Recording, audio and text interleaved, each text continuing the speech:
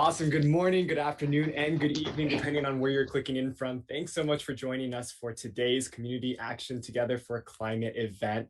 My name is Dustin Liu. I'm calling in from New York, and I'm currently serving as the 9th U.S. Youth Observer to the United Nations. And my name is Moffin. I'm a gender equality and STEM activist in Gallup. Now, Dustin, I'm so excited for today's event. What are you looking forward to? I am so excited for today's event as well. Mofi, I'm curious for you, what drew you to this event? Why are you excited about climate action? You know what? I think that hearing from members of the youth has definitely got me excited, first and foremost. It's our planet, and we are also passionate about taking care of it. So I just can't wait to hear all of the bits of advice and all of the tips and tricks that we're going to learn some from our activists today. Now, this rally is a moment to come together around a shared goal of protecting our planet. It's about solutions, working together, community building, and of course, youth leadership. That's right, Mofi. Today, we're trying to make this as engaging of a Zoom call as possible. So before we jump into the program, we want to make sure that everyone knows the different Zoom tools that we have available in this space. So Mofi, let's start off by having our participants react with a thumbs up. So on the bottom panel of the screen, you're going to see that reactions button. Go ahead and just give us a virtual thumbs up just so we can see that folks know that they have access to those functions. Awesome. Let's go ahead and try the chat function now. I'd invite everyone to go ahead and just send a smiley face in the chat. Any type of smiley face will do. Go ahead and just send a smiley face so we can get the energy going in the chat. Awesome. Any type of smiley face will do. I see some creative ones in the chat. Keep those coming just to make sure that we know how to access that chat during the event. If you hear something that resonates, if you have a question, feel free to push it in there. We are going to pull comments. Mofi and I will keep an eye on that just to make sure that we're making this as interactive as possible. During our event, we're also going to have opportunities where we're going to invite you to answer different questions. We're going to call that a chat wave. In just a moment, you're going to see a sentence on the screen. We're going to ask you to complete that sentence with a short phrase. Trick here, we're actually going to count down from 3 and we're going to press enter at the same time so we have a nice wave in the chat. Let's just test it out for a moment. My name is, go ahead and write your answer in the chat. Don't press enter yet.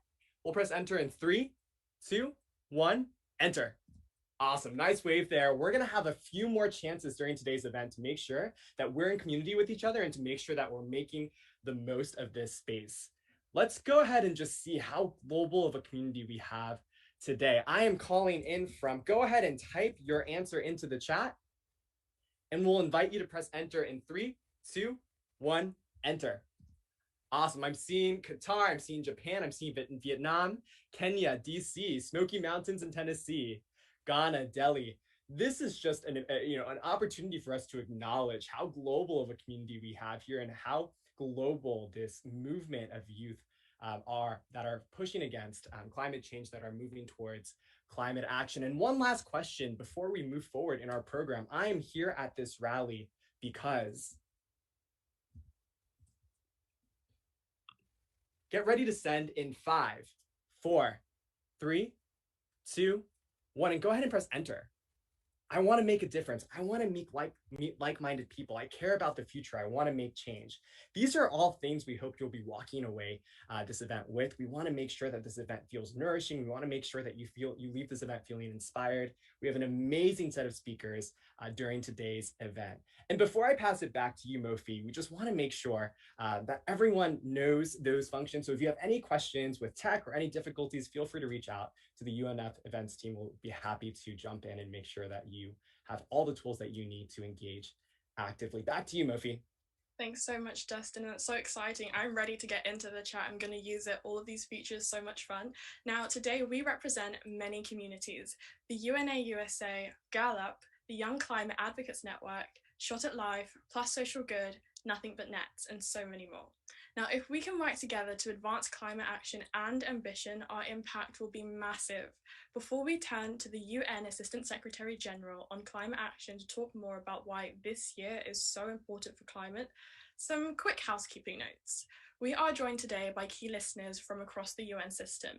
They will be watching the chat and listening to what you have to say on climate advocacy to help inform their own climate strategy. So do stick around for lightning workshops later on how to finance your work, build communities, and use science for advocacy, plus so much more. While we hear from our esteemed panel, we want to invite you to start thinking about this question. What are the biggest challenges to climate action and advocacy. What are the biggest challenges to climate action and advocacy? We'll ask you to respond to this question in chat wave style a little bit further into our program. So keep this in the back of your mind, and we will circle back to this question very soon. And with that, it is my deep pleasure to introduce Mr. Selwyn Hart, Special Advisor to the Secretary General on Climate Action and Assistant Secretary General for the Climate Action Team. Mr. Hart, over to you. Really excited to have you here with us, really excited to hear your remarks. Thank you so much, Dustin and Movi. If I may, I am really happy to be able to join you at this rally. The voices of young people are absolutely critical. The decisions that leaders are taking now and will have to take in the near future will make or break your future. This is why the Secretary General has been calling this make or break year for climate. And I cannot overemphasize how critical the decisions that leaders are taking now will have on your future. On your future, the future of this planet, and on the ability of this world to be an inclusive and resilient place for all of us to live. So last year has been extremely difficult. More than 330 million young people around the world have been stuck at home. You've had your education and your lives disrupted.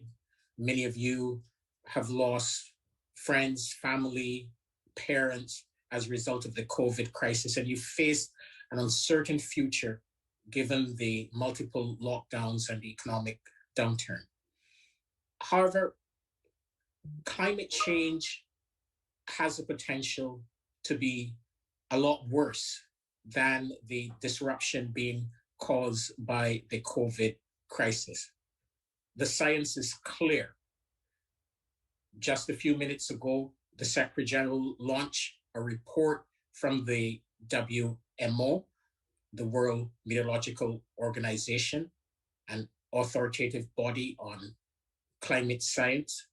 And the Secretary General called it a frightening report. Why? Because every measure on climate, weather, impacts shown a red alert. The global temperature level and greenhouse gas concentrations are at their highest level in 3 million years. Over the last decade, we've seen 23 million persons a year, 23 million persons a year displaced due to weather and other climate-related impacts. In every region, on every continent, we are seeing extremes. And this is just at 1.2 degrees of warming, let alone what scientists consider to be the safe and achievable 1.5 degree goal of the Paris Agreement. For us to be on a 1.5 degree pathway, we need carbon neutrality by 2050. But we also need countries to drastically cut emissions now.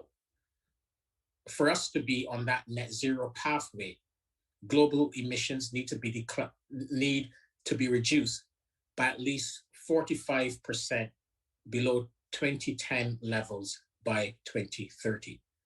So this requires action now.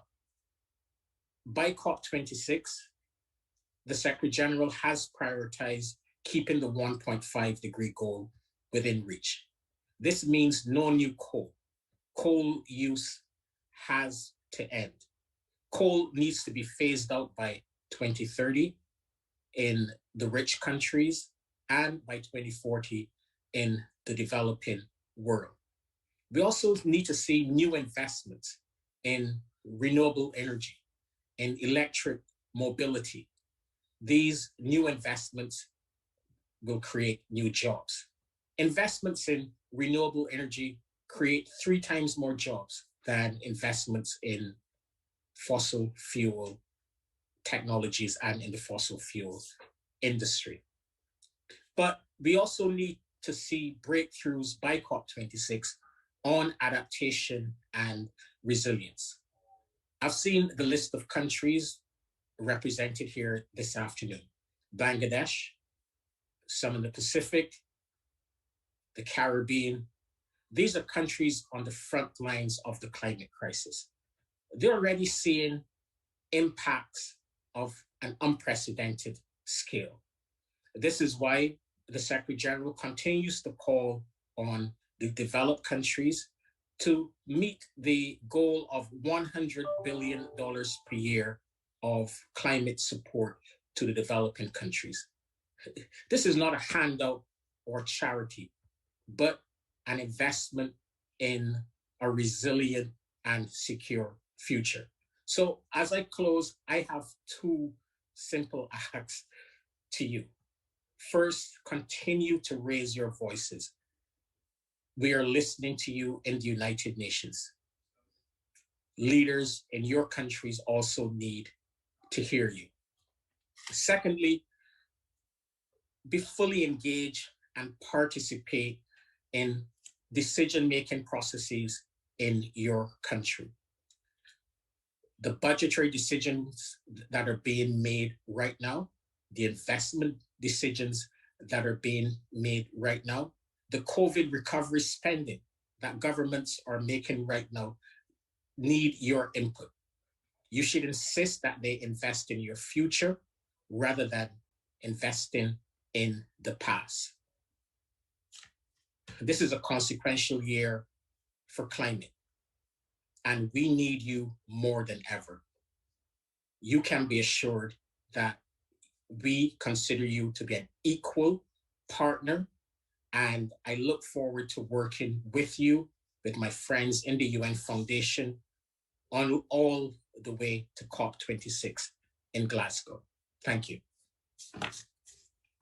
Thank you so much, Mr. Hart. A great reminder that we're here today to talk about solutions. We're fighting for climate action and achieving net zero by 2030. I'd love to start off our panel discussion on climate now.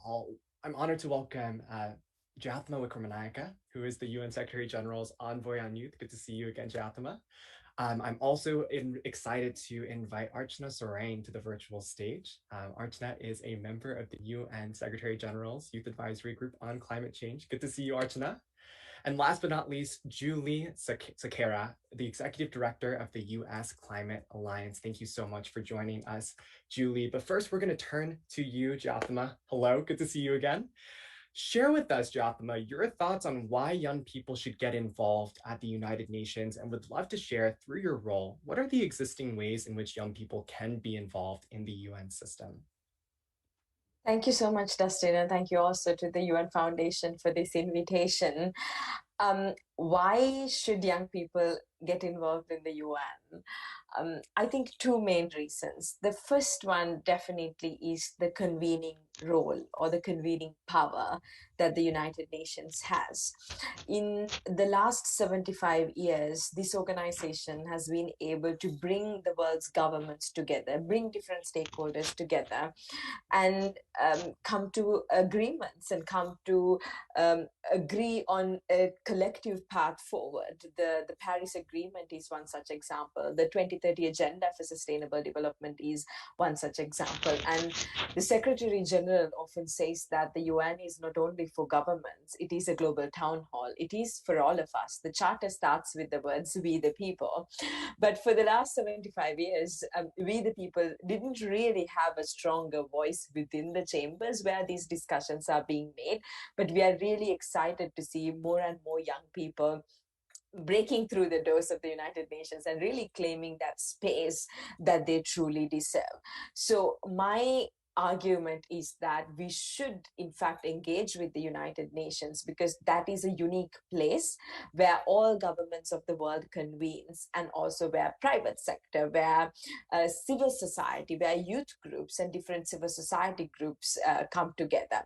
In last year's UN 75 surveys, there was an interesting finding that young people took this survey. They told us about how they feel about the United Nations and what are their aspirations and dreams for this organization is. Out of all the people who took this survey, young people were the most optimistic age group when it came to the purpose of the UN. So it's very clear that young people believe in a global town hall. They believe in coming together and solving issues. But they also said it cannot achieve its vision if it's not inclusive enough. So this is where I think we really need to come in and shape these policies and these programs and demand for a seat at the table as they decide our own future, as Selvin said. The second opportunity I think we have here is in terms of ensuring accountability. We know that there are a lot of declarations, a lot of resolutions, a lot of agreements and commitments that governments have made, but we don't see a lot of them sort of implementing those commitments. So I think this is a place that we can really come together and hold governments accountable for the promises or the commitments that they made before. Just 2 weeks ago, young people came together at the ECOSOC Youth Forum to hold ministers of youth responsible for implementing the sustainable development goals from the youth policy point of view. And we had more than 60 ministers and 20,000 young people coming together in this conversation. This wasn't possible 5 years ago, but this is a clear showcasing of how the UN is changing, how it's more open to new ideas, more open to young people to come in and take leadership and shape the conversations.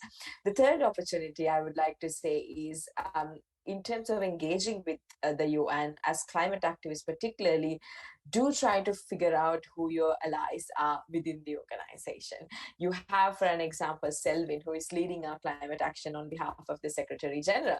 We have Archana and the other amazing young people who are members of the Youth Advisory Group to the Secretary General, who directly advises and also puts the Secretary General on the spot for not delivering sometimes what we can do as the UN system. So Dustin, you yourself can be a great ally as the US Youth Observer to really bring the voices of the young people who are in this meeting today to the conversations at the UN. So I think these are three reasons that why young people can and how they can get involved in the conversations at the UN. Thank you so much, Jayathan, for that fantastic overview. And I love how you said that us as youth are optimistic. We most certainly are. And I'd like to think that we are just as realistic, that our opinions and our ideas are valid and there are seats at the table. And just hearing about how we come together for different events and summits, it's really inspiring. And I just hope that everyone here remembers that we just have to keep on going. Now, I really look forward to turning to Archana, because you were handpicked to be a youth advisor on climate change to the UN Secretary General, along with 6 others. And you've overcome many challenges on your journey. I would love to know what has been the most challenging obstacle that you've had to overcome so far. Thank you, Morphy, for this beautiful question, and thank you, United Nations Foundation, for giving me this opportunity to participate in this community action rally. I'm so happy to interact with so many young people today here. So when I reflect about my biggest challenge to be here, I believe that it is decolonizing my mind. When I say decolonizing my mind, I would like to explain how I am saying decolonizing my mind. So my grandparents have witnessed systematic colonial inferiorization and racism, and it still continues till today. Our identity, culture, and tradition and the way of living were mocked. Our lands, forests, and our livelihood were snatched from us, and our human rights were violated. We had to go differential treatment only because of our identity, culture, and tradition. and were pushed to adopt an imposed way of developmental framework. And even in that developmental framework, we were in the lower strata. Being a second generational learner, I strongly believe that it is my lived experience and access to education, along with that, working with the indigenous and the forest dwelling communities, which has instilled in me a deep sense of realization of the existing worldviews. It was only through embracing my identity, constant effort, and hard work of learning and unlearning, and having the courage to speak up, that I was able to break this colonization and set myself free and advocate for our worldview of nature. And this inspired me to go back to our ancestors to learn and document about our traditional knowledge and practices and engage in research and advocacy work, and also to emphasize on climate and nature. Also, loss of my father made me realize that our indigenous leaders, our parents, will not be with us forever. And it is now that we need to go back to our culture, we need to go back to our roots and learn from them. And that is why I believe that we have to act now, and it is the intergenerational learning which is key to climate action. And at the end, I have three things which I feel is very important and core thing for me in terms of climate action. First, it is to embrace our identity and our roots. Second, it is to speak up for our rights. And third, it is to consistently work hard to achieve our goal. Thank you. Thank you so much, Arjuna. I couldn't have said that any better. Embracing your identity is so important, and I'm so glad that you've spoken to your ancestors to dig a bit deeper and find that truth. Thank you so, so much. Now, Julie, we'd like to turn to you next, as this year has been a big reason why Earth Day is so important in the US federal government, as they back the climate table in a big way. They are hosting the Climate Leaders Summit, and as the executive director of the US Climate Alliance, can you tell us why? Why does the Climate Leaders Summit matter, and what should we expect from it?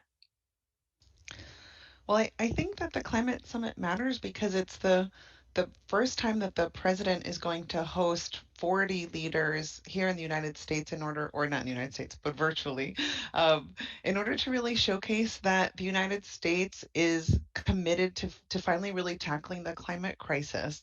And so there's 6 themes for the summit. The first and perhaps most important is on ambition.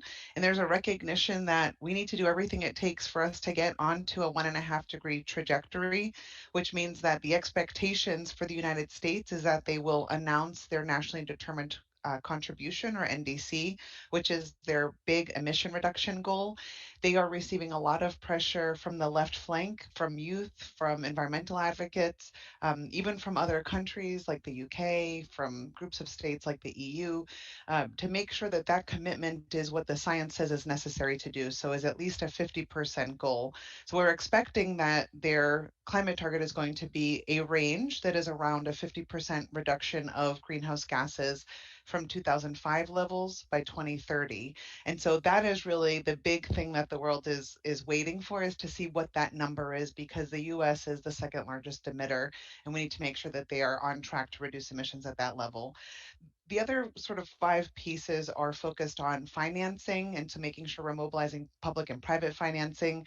As you see, the president just recently released his American Jobs Plan, and that is a $2 trillion down payment on bringing back American innovation, creating climate jobs, modernizing and decarbonizing our infrastructure. And so it's really putting money on the table to make sure that we can actually meet some of our climate goals. He's also framing the summit as a way of climate action driving good paying jobs here in the United States. He's also focused especially on union jobs that have family sustaining and community sustaining benefits and salaries. They're also focused on innovation. And so, as you probably know, we have made very little progress and things like industrial decarbonization. And we really actually need to make progress in these sectors if we want to achieve the transformation that is needed. There's also going to be a focus on subnational action. And so one of our governors from New Mexico is going to be featured to share the story of leadership at the local level and the state level here in the United States, but also in other countries across the world. And finally, they're putting climate change in the context of global security. And so this is really important because it allows us to really focus on the type of mobilization that is needed to get not only the whole of government, but a whole of society approach for us to really take the action that is needed to truly transform the US economy, but also the global economy. So it's a huge event, lots of opportunity. Everybody's eyes are going to be watching the administration to see what they do. Thank you, Julie. It does sound like a big event, and we hope to see big things come out of this. Now, clearly, this Earth Day is a big moment to drive international climate ambition, as well as the pressure we're getting from the youth. We just hope to see so much more happen.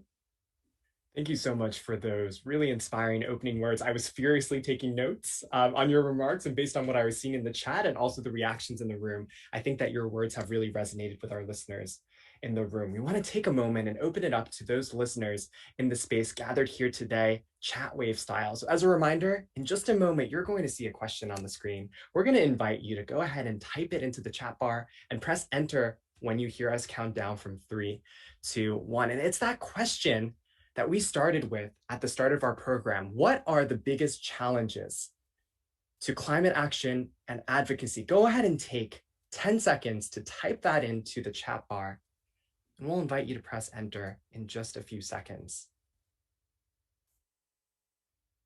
Go ahead and press enter in 5, 4, 3, 2, 1, and go ahead and press enter.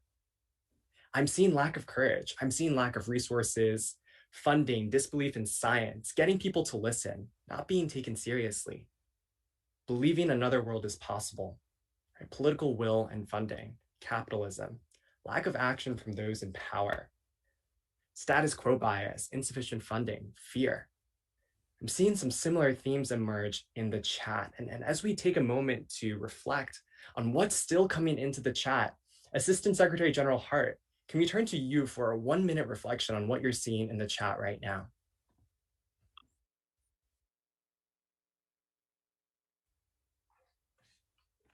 Thank you. I'm seeing lots of reflections from participants around lack of political will.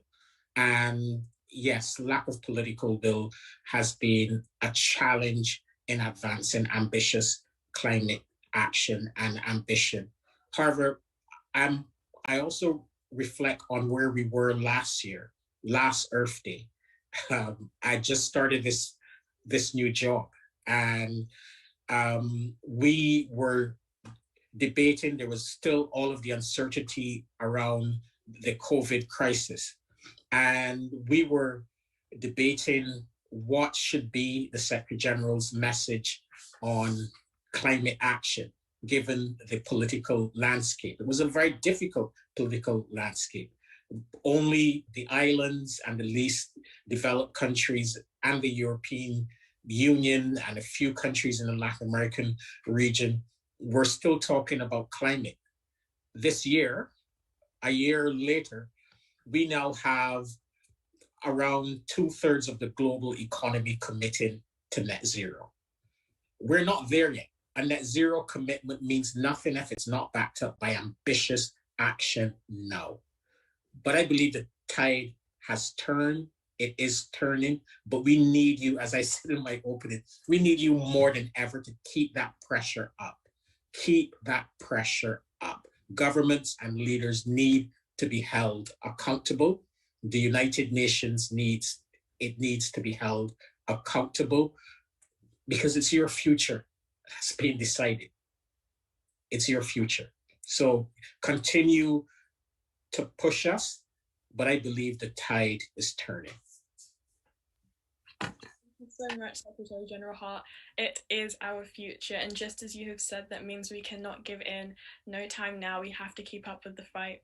We are now going to open the floor to Q&A, so please do put your questions in the chat and we'll get to as many as we can. Starting with Simon, who posed a great question in their registration form. Over to you, Simon. Thank you very much, and thanks for the really inspirational talks already. My question is about, we have about half the world population right now below 30 years old, and future generations being mostly affected by climate change.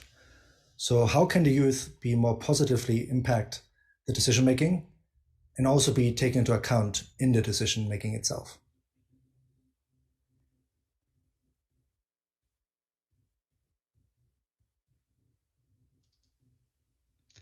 I might jump in with that, and I would love to hear from other panelists as well.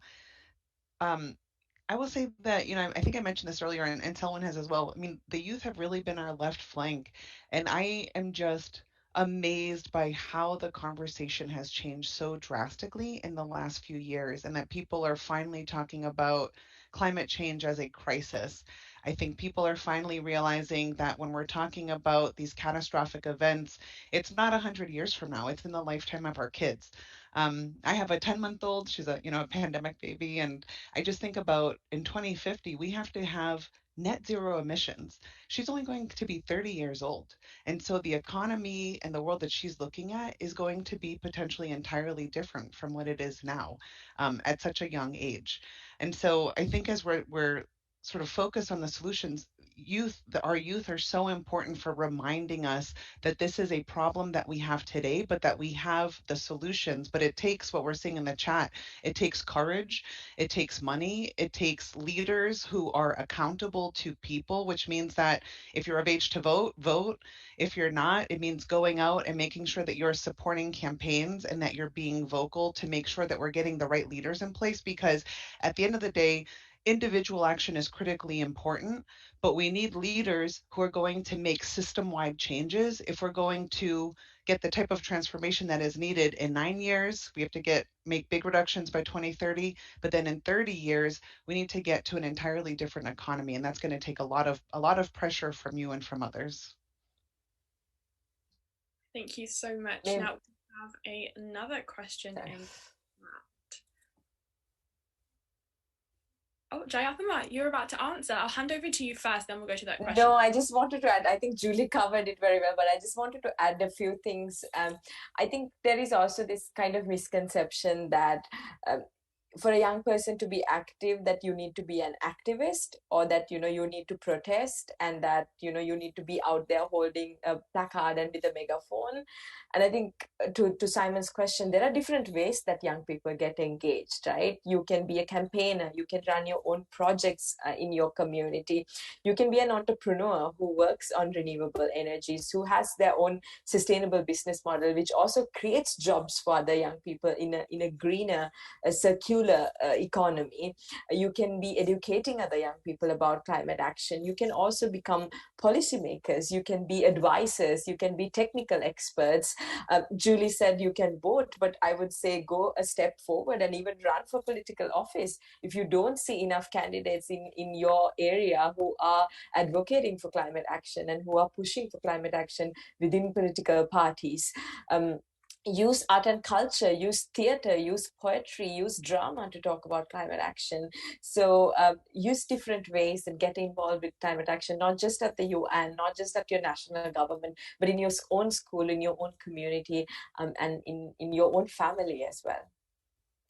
Jayathama, I really appreciate that, adding texture to what we think of when we think of the word youth leadership, and also acknowledging that climate action requires every single person on this call, every single person in our communities to be involved, and we all have personal gifts and skills to bring to this moment. I want to take a question from the chat that we have seen. We'd love to hear, what is one climate action that we should all be focused on? What's one climate action that we can take as young people, one climate action that you would ask government officials to take, one thing that you would say would push us forward towards this goal of climate action?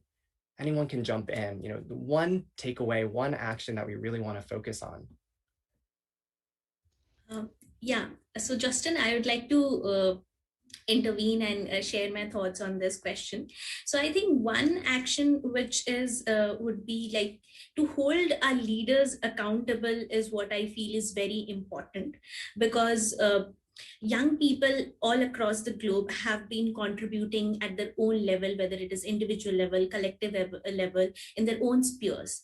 But at the same time, we also need to hold our world leaders accountable for their action and therefore ambition and commitments to attain the Paris agreements and sustainable development goals. And in order to hold them accountable, what is important from our end is to be aware about the laws and policies which are being framed, and which again brings down to another thing, is in terms of climate education. So I think one thing which we feel is important is will be holding our world leaders accountable for their action, and thereby demanding for climate education, and ensuring that there is dissemination of information and resources in different languages, and also ensuring that there is meaningful leadership of the young people.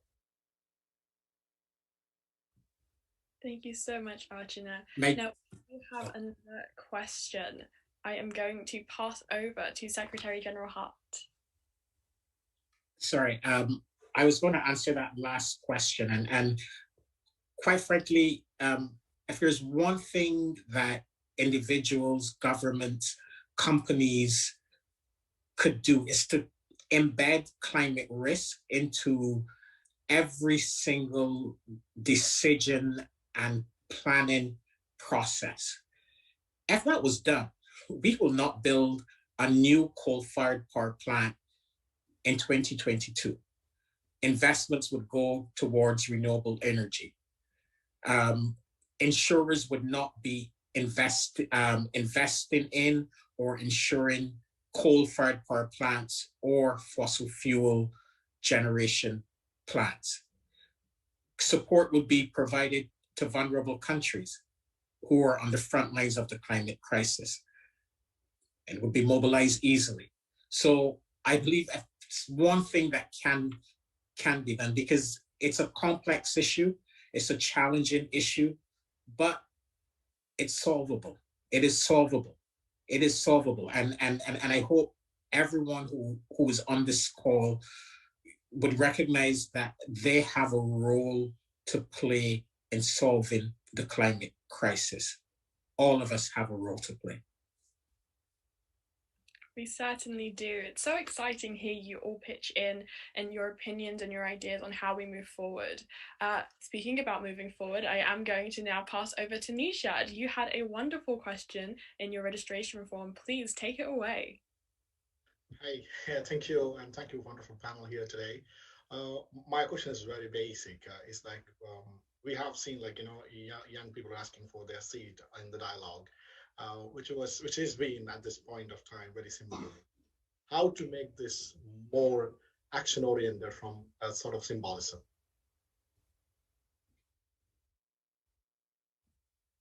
Can I take that? Yes, I think Nishad, you really hit the nail on the head, if I can put it that way. There's a lot of talk about young people and about involving young people, but there are no meaningful ways that they can do so. One of the things that we tried at the United Nations with actually Selwyn's leadership is also trying to find innovative ways to do that. For an example, currently at the United Nations, as all of you know, the key decisions are mainly made by governments. And we do not have a seat for young people, say at the General Assembly or at the Security Council or at the Economic and Social Council. But we also have a Secretary General who can really influence governments and who can really influence decisions and who can really influence policies and also hold member states accountable for delivering on those commitments. So what we try to do is to around the Secretary General to build a group of advisories of young people who can advise the Secretary General, push the Secretary General, and really create their own space within the Secretary General's climate strategy to influence that decision making. So even in places where there are no sort of direct seats allocated for young people. I think if you have the enough political commitment, if you have enough will, and if you can find the resources to do that, there are ways that we can bring youth voices very impactfully into the work of institutions. And this was just an example from the UN, but we also see, for an example, in the Denmark, the Danish government, the Danish Minister for Climate and Environment has appointed a youth advisory group to advise him on the Danish domestic climate policy. In Wales, we see a commissioner for future generations being appointed to evaluate all laws that are being passed in the Welsh Parliament from a future generation's point of view. So there are different ways I think we can be innovative about sort of bending the rules or going around the systems to make this change happen. But again, going back to my point and what Julie said, I think a very sustainable way for young people to influence these policies and make a long-term change is actually getting involved in politics and the real core policy-making processes within countries. And I might add that I love the idea of launching a youth advisory group. I would definitely, encourage you to advocate to your leaders for them to stand that up, whether that's at the mayor, governor, presidential level, as we're moving forward. The other thing is you frequently have stakeholder engagement processes as policies are being rolled out, and your voice is extremely powerful as an individual, but especially as a group. And so show up to those stakeholder engagements, to those public hearings, and make sure that your voice is being entered into public record so that it can be considered by policymakers when they're actually shaping those policies. And if they're not engaging stakeholders, then make them do that, because that's essential, especially when people are in overburdened communities. We know that environmental justice is hugely important, and we need to make sure that everybody's voice is being heard, especially in communities that have been overburdened.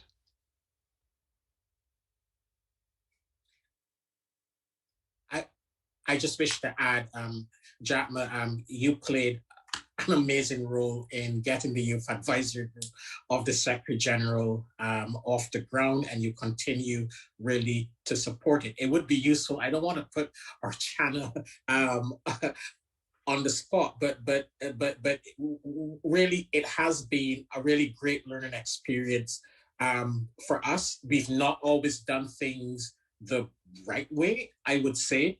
But engaging with this amazing group, a very diverse group of 7 young people, Archana, Nisreen, Vlad, Nathan, Sophia, Paloma, and Ernest. It really has helped us to better advise the Secretary General on climate in general, across the board, not only on youth issues, but on key priorities of the Secretary General's climate action strategy. And I definitely would second that recommendation, that this is a model that should be replicated in other countries as well. But we need young people to also show up in their individual capacity and also collectively when processes are developing in their countries or regions. COVID recovery spending. It's absolutely crucial that your voices are heard in terms of where these investments are made. If they're invested in the past, 1.5, we will not be able to achieve 1.5. However, if they're invested in industries and sectors that deliver green jobs and green growth, then we will have a fighting chance of keeping 1.5 within reach. Thank you so much. It was lovely to hear from all of you. And one thing that's definitely stuck with me is this idea of having a youth advisory board. They are powerful, and I really do hope that that continues and it expands. And just the way things are going to evolve, having a strong team of members of youth, it's going to be amazing. I can already feel the magic. Now, thank you all so much for answering those questions, and thank you for those who posed your questions. That is unfortunately all the time we have for Q&A today. So thank you once again to our esteemed panel. Awesome. Can we take a moment and do some clap reactions in the chat, some virtual claps for our panel? Give them some shine. Thank you, Jathma. Thank you, Julie. Thank you, Archana. Thank you, Mr. Hart, for joining us and starting my week off with such an energetic conversation. Mofi, I want to just take a moment, take a step back and connect with you for a moment. You know, what's sticking with you? What are you sitting with? What did you take away from that panel that we just heard? The power of youth. It's been echoed throughout today's conversation that we have to stick together and we can't give up, you know, we have to keep putting on the pressure. And I know that the second we stop, that's the second we open the doors for all those people empowered to stop and turn a blind eye. But if we continue going, I'm so hopeful for our future, and I know that so many things will change. That's been it for me. That's what's really struck a chord. What about you, Dustin? I'm sticking with Archana's remarks around decolonizing our mind, this idea of learning and unlearning, this idea that the system is made to replicate the inequities that we're seeing, the system is made to replicate the climate injustices that we're seeing. What can we do if we really leverage radical imagination? I saw that in the chat a lot, this idea of hope.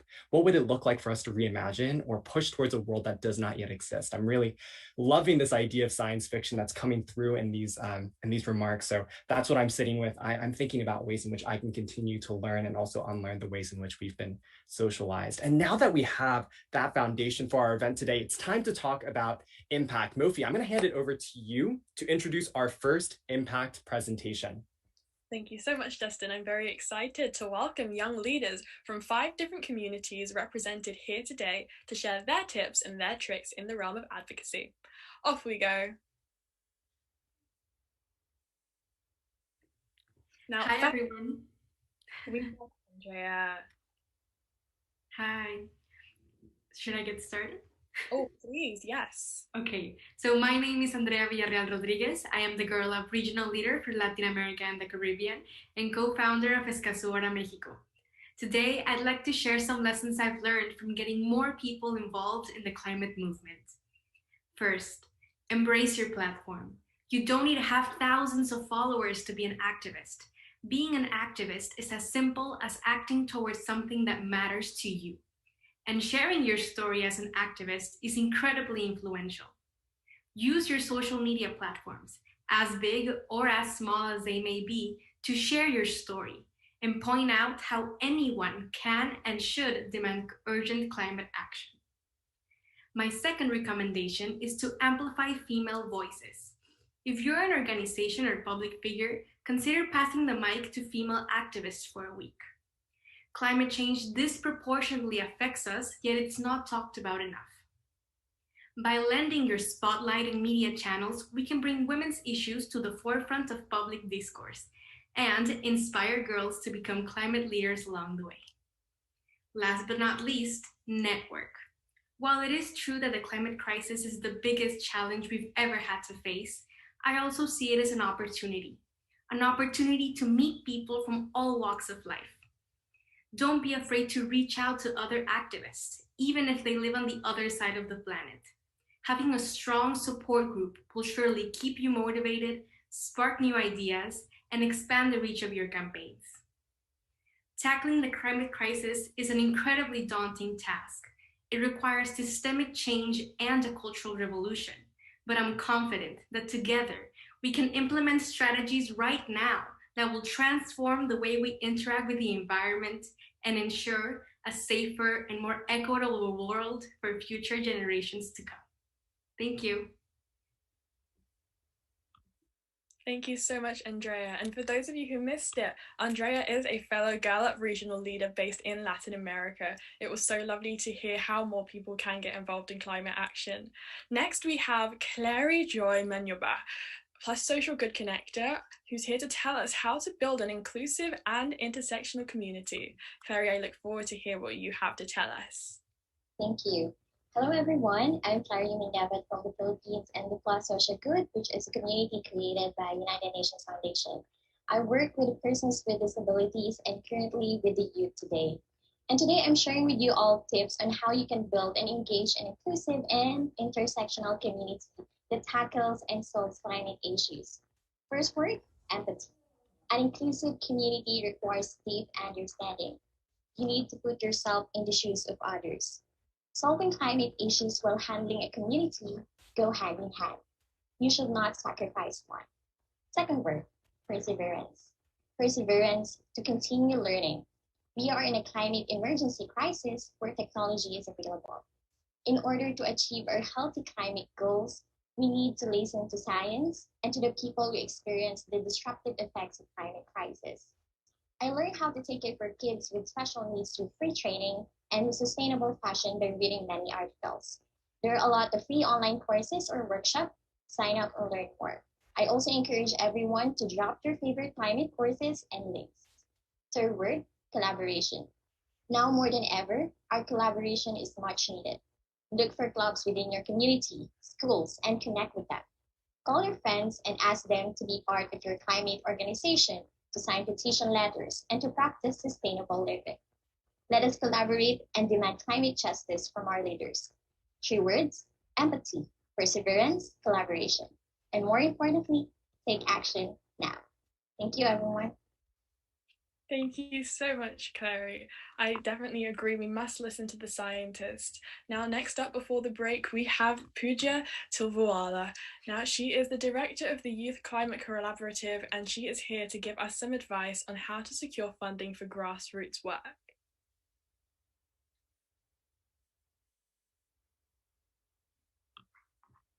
Oh, sorry, I was on mute. So my name is Pooja, and as she said, I'm the founder and director of Youth Climate Collaborative.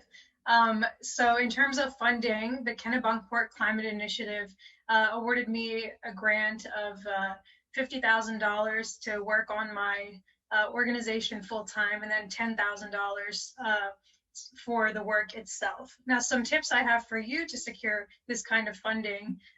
One is to create a list of go-to pages to regularly look for funding. So some that I go to are opportunitiesforyouth.org, profellow.com, and then various Facebook groups and listservs. 2, look out for fellowships, seed funding, venture capital funding opportunities, funding competitions, and more. There are different opportunities based on your project or organization's model, nonprofit, hybrid, for-profit, and the stage of development you're in. So early stage, few years old, well-established. What you can do there is see who of your friends has already gotten some sort of fellowship or award, and then check those fellowships websites for future cycles that you can apply for. Then third, ask friends and family for funding if they have the means. You can run a Facebook birthday fundraiser, for example, or personally reach out to your friends and family. Fourth, which is the most important, is that preparedness is key. So Oprah defines luck as preparedness meeting opportunity. So to be prepared, you need to have plans for why you need money in the first place. So having your project plans is super important so that when a funding opportunity arises, you already have that plan that you can use to submit, because sometimes funding ops have short deadlines. Now, the last one is build your own skills. It's really, really crucial that you are good at storytelling, at writing, at networking. And so, yeah, be sure to work on your own skills as well, and, refer to your peers or supervisors to build those skills. Thank you all. And yeah, join my breakout session if you're interested in learning more. Thank you so much, Pooja, for those really tangible ways in which young people can push forward their climate aspirations. I now have the great privilege of introducing a dear friend, Himaja Nagareddy, UNA USA National Council representative, to talk to us about localizing the SDGs. Himaja, over to you. Thank you so much, Dustin, and hi, everyone. Like Dustin said, my name is Himaja. I use she, her pronouns. And growing up, I was really exposed to the importance of protecting our environment through the anecdotes and stories of my own parents who were born to rural farming families in India and immigrated to the US when they were young adults. And being from rural villages, my parents firsthand realized the importance of preserving their environment because it was directly tied with their survival. Without clean water, their livestock would die and their health would be compromised. And without practicing sustainable farming, they would run the risk of not growing enough foods to feed their families. This experience fueled my interest in becoming a climate activist, and joining climate and environmental justice coalition building organizations with my peers at the local level helped me realize that my individual perspectives, among others, could help make change. And I also realized that I could continue my commitment to protecting the climate through academia and research, ultimately inspiring me to pursue my MS in environmental health at the Harvard School of Public Health, where I study how environmental factors such as air pollution can affect the spread and burden of infectious diseases such as COVID-19. And this really brings me to my 3 tips that I have learned about localizing the SDGs that I want to share with you guys today.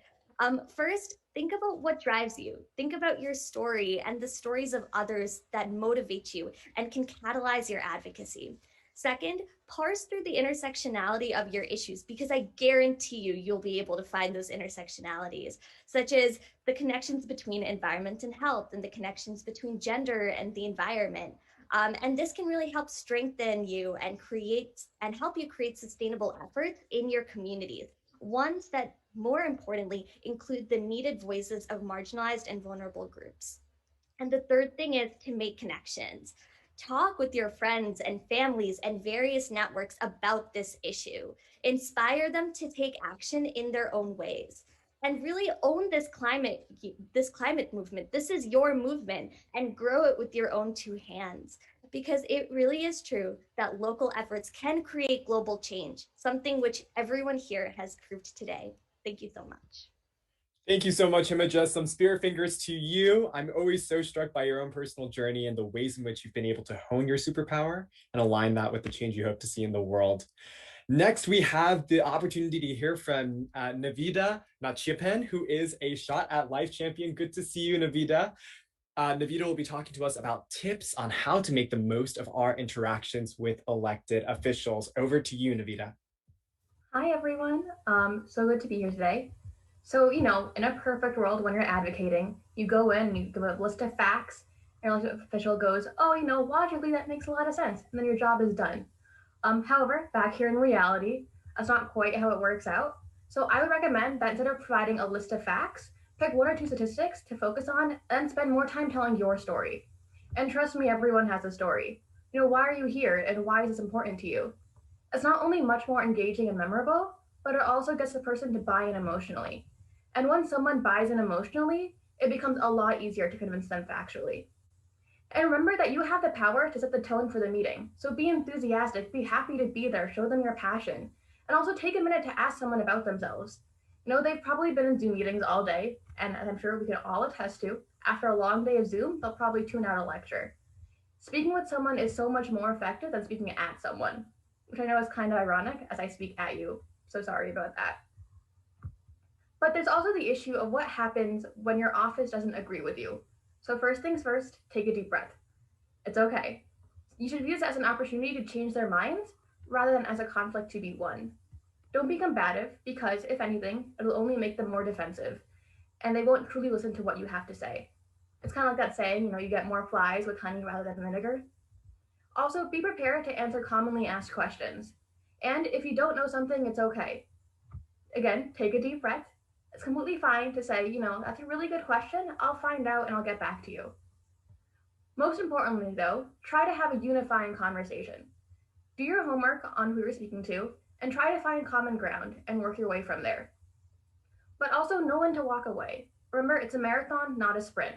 You can't change anyone's mind in one day, so don't expect to. Your meeting is a unique opportunity to engage with your congressional office and to make them remember you. Your best tool is to develop a relationship with them, so be persistent and follow up. After all, it's your future and it's your right.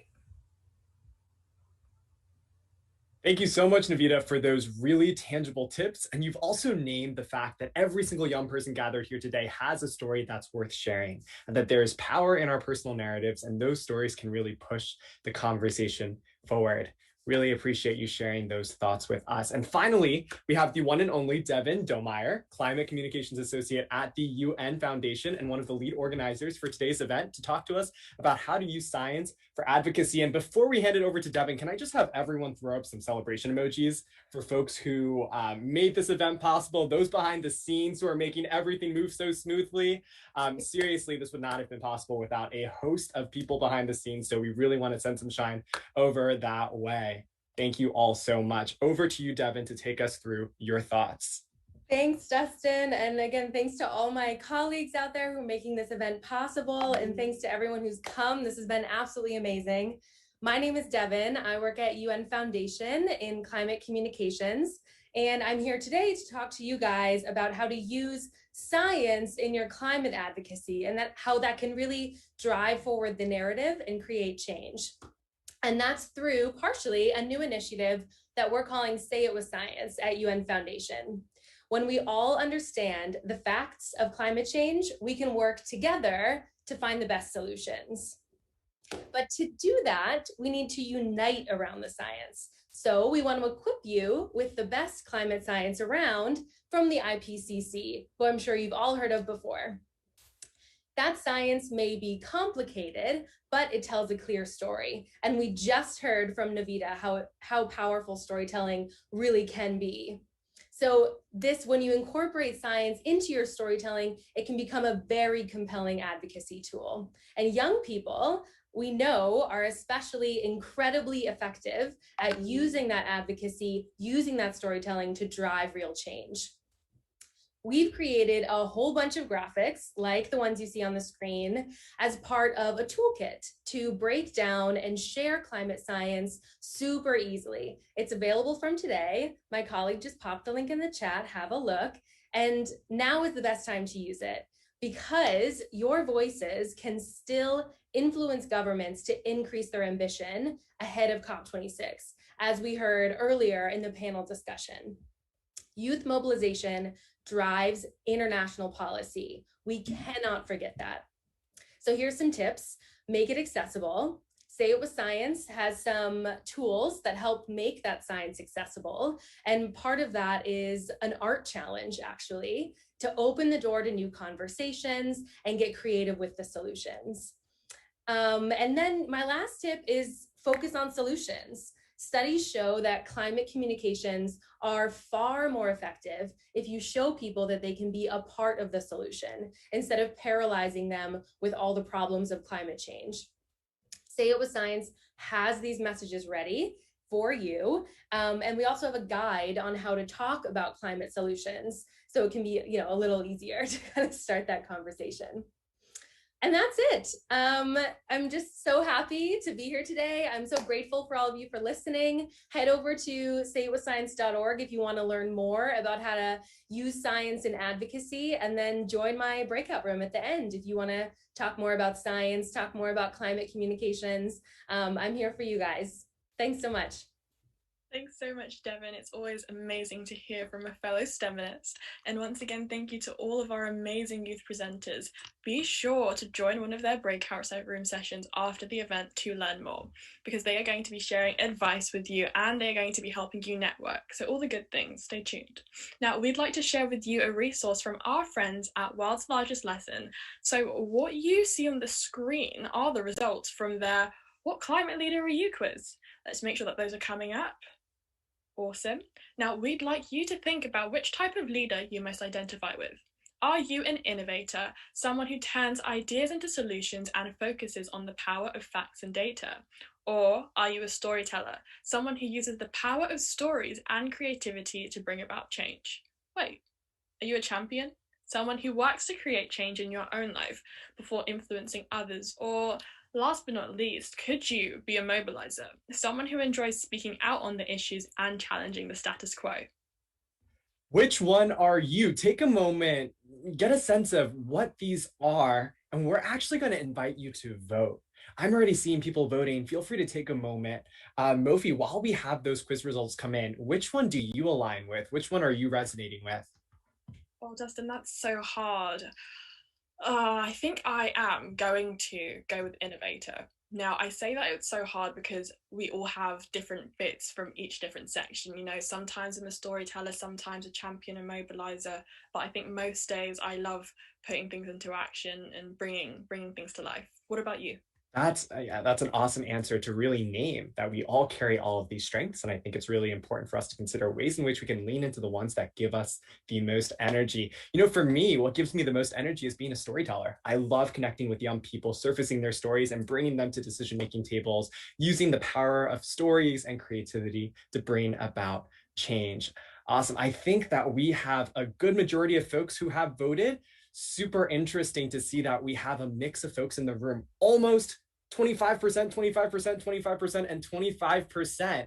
Just really exciting to understand and unpack, you know, how we need every type of skill, every single person, every type of leadership in this room. And it's really important, going back to what Jothma has shared on the importance of valuing all forms of leadership. So really appreciate you participating in that quick poll. And as you may remember at the top of our call, we mentioned that there would be some folks joining us from the United Nations that would be listening throughout the event and hanging out in the chat to gather some insights from the young leaders that participated today to help inform their work at the United Nations. Really excited to turn to them now for their reflections. First, we'd like to welcome Cassie Flynn. Cassie is the Strategic Advisor on Climate Change at the UN Development Program. Good to see you, Cassie. Cassie, lovely to see you. Cassie, we'll turn it over to you first. You know, what are your key takeaways from today's event? And what are you sitting with right now? Cassie, I think you're on mute. Don't worry. There we go. No worries. There we go. I was just saying, you know, thank you so much, Dustin, Mofi. This has been a really inspiring conversation. And there's a few things that have come to my mind. And the first is about courage.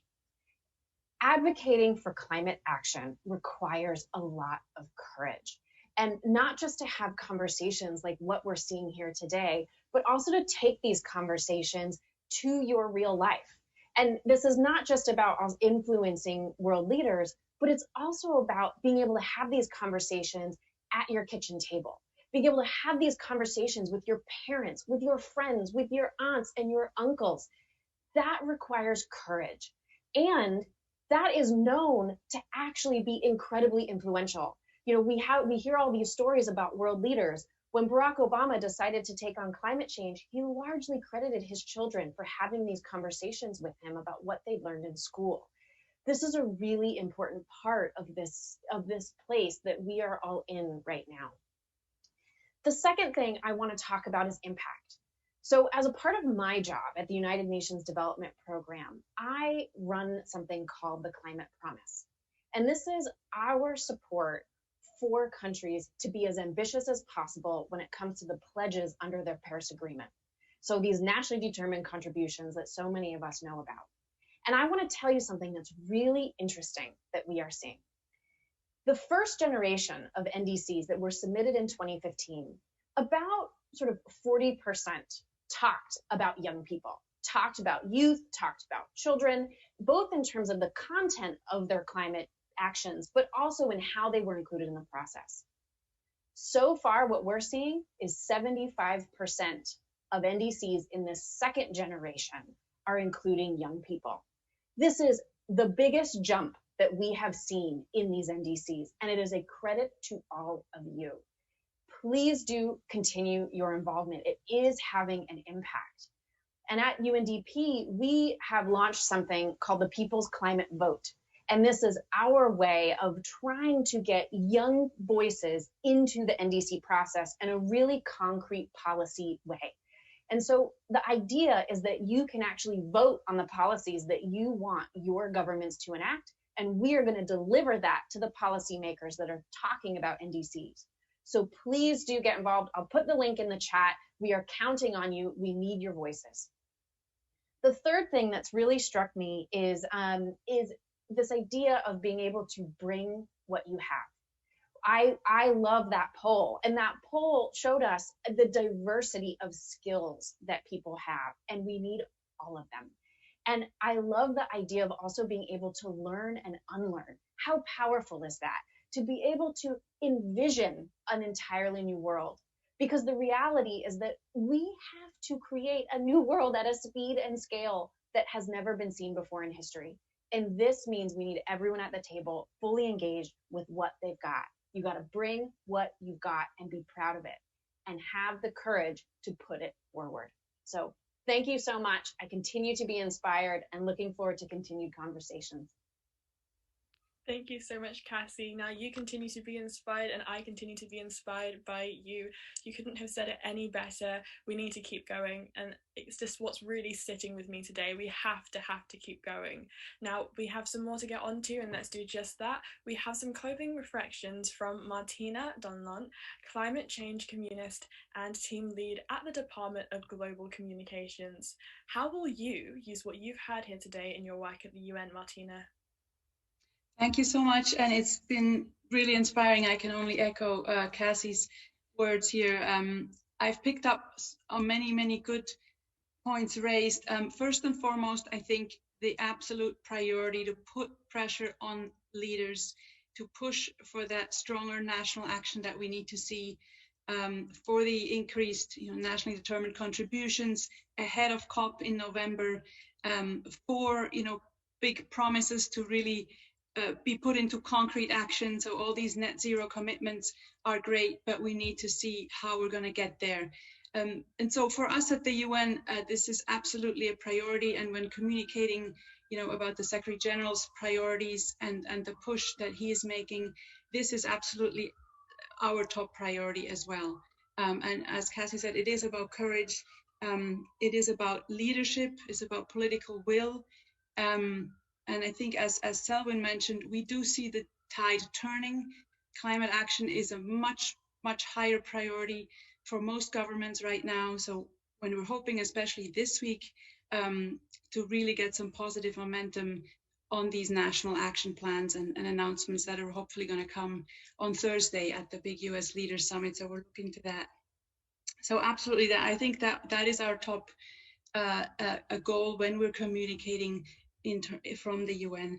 The other second point I picked up is really how youth, you come with so many different solutions also, the solutions focus, that we can do this kind of attitude.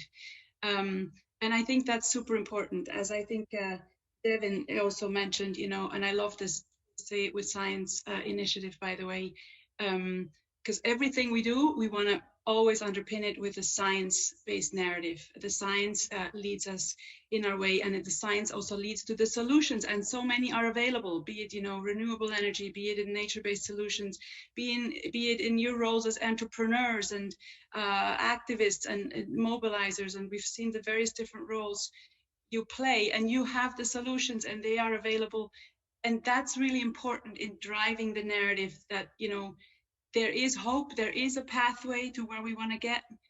It's really just the political will that's missing in many cases. And that sort of solutions, also science-based narrative, is something we want to push strongly from the UN. And thirdly, we all know we can do our own small things at home, and we have the Act Now campaign. I'll put the URL in the chat later. So the changes we can all do in our daily lives, be it from changing to an electric car, or installing heat pumps in our homes, or investing our money more responsibly. The choices we make as consumers, especially in the richer countries, of course, where most of the greenhouse gases come from. So that's a campaign we're driving. But I think I've heard you clearly that those steps we can all take are good, but what we really need is to show leaders that, okay, we are doing our part, now you have to do your part. And that's a message we're taking from this. And also, the call for more youth involvement. And here, we're looking to Jayatma's office, who has led this, very, very strongly, and we're going to continue to work closely with the Youth Envoy's office and with the Secretary General's Youth Advisory Group, which is a great group of young people. And we continue to look for opportunities to amplify their voices and their influence on the decision makers. So yeah, those are my reflections. It was super happy to hear all of this, and will take it away to my colleagues at the UN. Thanks so much. Thank you so much, Martina. We are so pleased that both you and Cassie were able to stay and listen to this entire event to advance the mission of youth inclusion in climate at the UN. Because together we can and we must build back from the pandemic in ways that put us on the right path to beat the climate crisis and achieve the SDGs. Thank you so much to everyone for coming out for a truly amazing community action rally. We shared ideas, we brainstormed challenges and solutions, built community, and so much more in the short time that we've had together.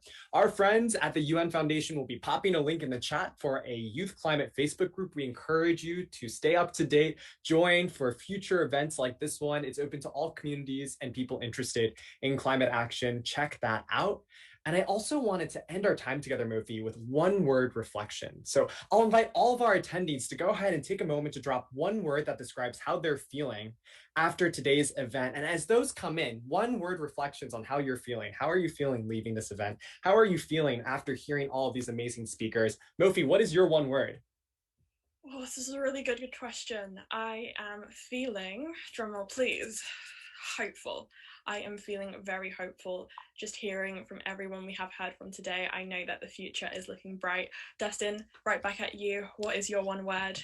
I think I'm going to have to pull from the chat. Someone just said connected. I'm feeling incredibly connected. I think in this virtual space, so many events can feel so robotic. And I think in this event, I truly felt as though we were building community. I truly felt as though we were building a youth movement. So I really appreciate you, Mofi. I'm feeling so grateful to have had the opportunity to share this stage with you. And I think I'm going to pass it over to you to share with us where we're going next. Yes, and I must say likewise, if you've been seeing in the chat, everyone can feel your energy, Dustin. I can feel it, and I'm however many 100,000 miles away. It's been an absolute pleasure. We are now going to move on to breakout rooms to network and share some more with one another. So please do feel free to join one of our breakout rooms hosted by the impact presenters you heard from earlier. If you want to dive a bit deeper into their specific expertise, or join one of the open networking rooms hosted in French, Spanish, and English. Once the rooms are open, you will be able to select which room you would like to join simply by clicking Join a Room, and that should be in your Zoom toolbar. Absolutely. And with that, thank you so much for joining us. This has been an incredible event. We are going to get those breakout rooms open, and we look forward to seeing you around in this virtual space. Thank you so much for joining us. Thank you for your leadership, and we look forward to collaborating with you in the future. Bye, folks. Join the breakout rooms. We'll see you there.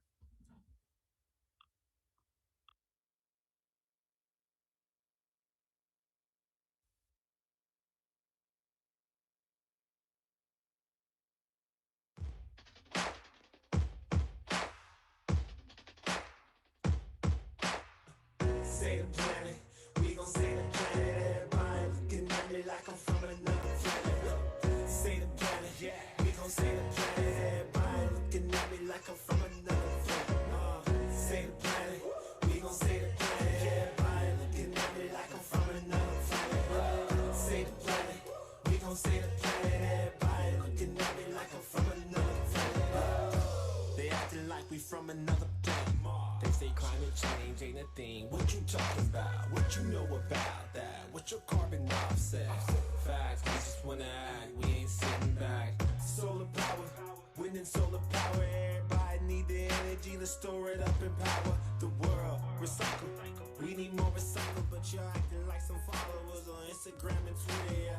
So tick tock, don't let the ball drop. The clock starts now. Plug in, we gon' save the planet. So tick tock, don't let the ball drop. The clock starts now. Plug in, we gon' save the planet.